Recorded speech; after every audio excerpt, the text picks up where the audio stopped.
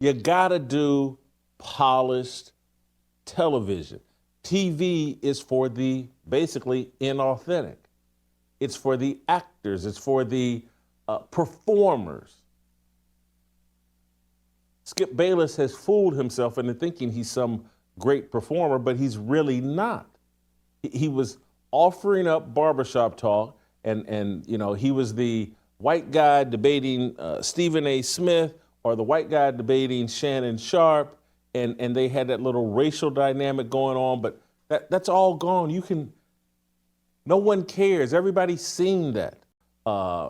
Skip is best friends with every rapper on the planet, and the gold chains and all that other stuff. You're just drawing attention to the fact, like, this crap is phony.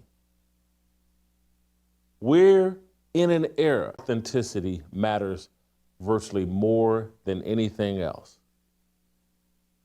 And sports talk on cable TV, it's not authentic.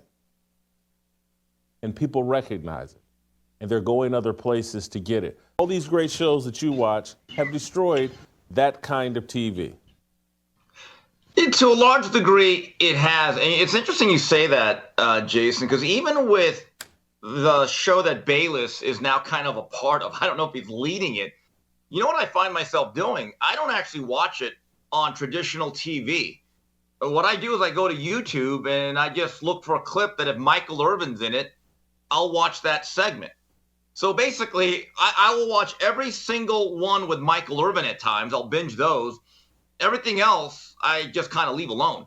So now what YouTube has provided, in my view, Jason, to expound upon your point, is kind of an a la carte system, is that even within the shows that you watch, you get to pick the segments. No longer do you have to watch 2 or 2.5, 3 hours of any show to get everything you want. You just kind of pick and choose that segment, no playmaker, no thank you. And that's just the way it goes. You know, you talk about Skip Bayless walking to a barbershop in the inner city, and he still has his Carl Knive and velour sweatsuit on. It's like, and you look at him, you're like, buddy, yeah, you're trying way too hard. I mean, just put on your khakis. And it does come off as inauthentic, that you kind of roll your eyes. He's trying too hard. And one thing I will say about McAfee, he stays McAfee. He is who he is, and it doesn't change. And you also talk about the YouTube influence, and you brought up Shannon Sharp. I don't watch a lot of it, but I've watched a few clips, and I like what him and Ocho Cinco are doing late at night. And it's a very basic, simple production. It's one guy here, split screen, and they just talk ball. It's very unfiltered.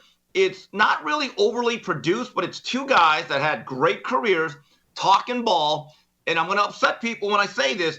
And there's no female to get involved where they have to care about their opinion that they know they don't even care about. It's just two fellas talking ball. And you know what? It's a good product. Steve, I want the audience to prepare for this. Uh-oh. It shouldn't really surprise you, but everybody's going to act like they're surprised. I'm about to say several positive things, very positive things about Shannon Sharp. And I'm going to have to say that to some degree, I think I was wrong and about Shannon Sharp. And that doesn't mean that, I think Shannon's the greatest person. That doesn't mean I co-sign a lot of the gimmick and shtick he did at FS1. But as I've watched him transition over to ESPN into the thing he's doing with Ocho Cinco and to Club Shay Shay, I got to put some of the blame here on Skip Bayless. Yeah. In terms of the things I didn't like about Shannon Sharp, is like, I think what I'm looking at now is like, oh, he was forced into that role. That Jamie Horowitz and Skip Bayless forced him to play that role. And now that he's away from them, he's actually being his authentic self, or far more of his authentic self.